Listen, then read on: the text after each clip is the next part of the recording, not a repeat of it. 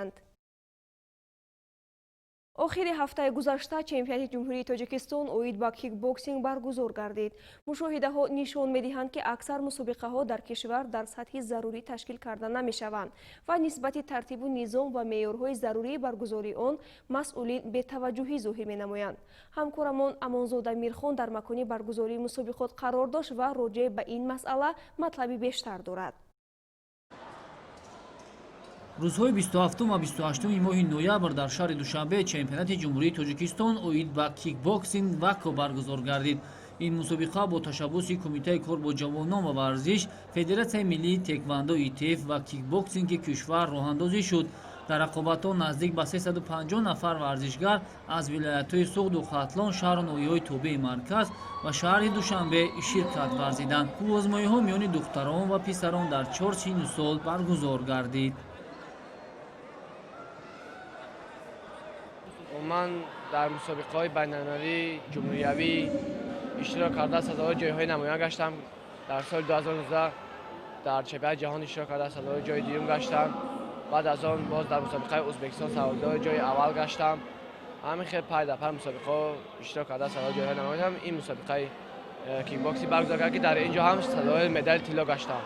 охириҳо аз рӯи ду равияи варзиши кикбоксинг сурат гирифтанд, ки баъзеҳо дар ринг ва бархе аз иштирокчиёни дигар бошад дар рӯи татами қуввозмоиҳоро баргузор карданд. дар рақобатҳо духтарон низ ҷолибу диданӣ ҳунарнамоӣ карданд. хурсандиовараш он буд, ки дар миёни духтарон аз тамоми шаҳру ноҳияҳои мамлакат низ варзишгарон ҳузур доштанд.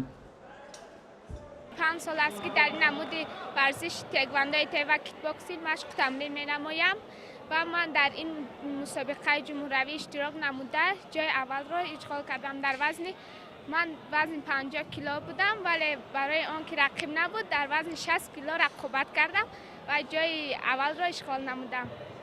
чемпионати ҷумҳурии Тоҷикистон аз мусобиқаҳои музофотию дигар ҷамъоматҳо бояд аз лиҳози тартибу низом ва сатҳу сифат фарқкунанда бошад. дидани манзараи мазкур таъби касро каме ҳам бошад хира мекард, зеро аз иштирокчиён, саркардаву аъзои доварону мураббиён ва ҳатто мухлисон низ дар рӯи майдон буданду толлоро бенизомӣ фаро гирифта буд. ҳарчанд маҷмӯаи варзишӣ дорои макони махсус барои омодагӣ гирифтан аст, аммо тамоми варзишгарон бо ҷиҳозҳои худ дар ҳузури омма қарор доштанд.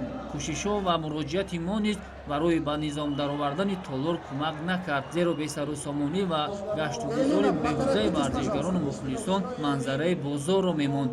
кумитаи кор бо ҷавонон ва варзиши назди ҳукумати ҷумҳурии Тоҷикистон ва Федератсияи миллии теквандо ИТФ ва кикбоксинги кишвар вазифадоранд, ки барои дар сатҳу сифати баланд баргузор намудани чемпионати мамлакат нисбати ин масъала низ тадбирҳо андешанд, то мухлисон, доварон, иштирокчиён ва ҳатто меҳмонони даъватшуда низ ҷои махсуси худро дошта бошанд. мутаассифона ҳастанд ашхосе, ки аз нишастан дар ҷойҳои барояшон муқаррар гардида саркашӣ мекунанд ва дар чунин ҳолатҳо хуб мешуд агар дар баробари табибон, кормандони ҳифзи ҳуқуқ ва тартиботи ҷамъиятиро низ даъват мекарданд, то бархе аз мухлисони гарданшаху аз фарҳанги инсонӣ каме дурмондаро дар ҷойҳои худ мешинониданд ё аз толлор берун мекарданд. аммо дар ин масъала мураббиён низ каме форихболӣ мекунанд. мушоҳидаҳо нишон медиҳанд, ки аксар мураббиён ҳангоми мусобиқа дастбарони худро беназорат мегузоранд, ба онҳо ҳар гунае ки хостанд амал мекунанд, ки дар ниҳоят чунин бесару сомониҳо дар толлори варзишӣ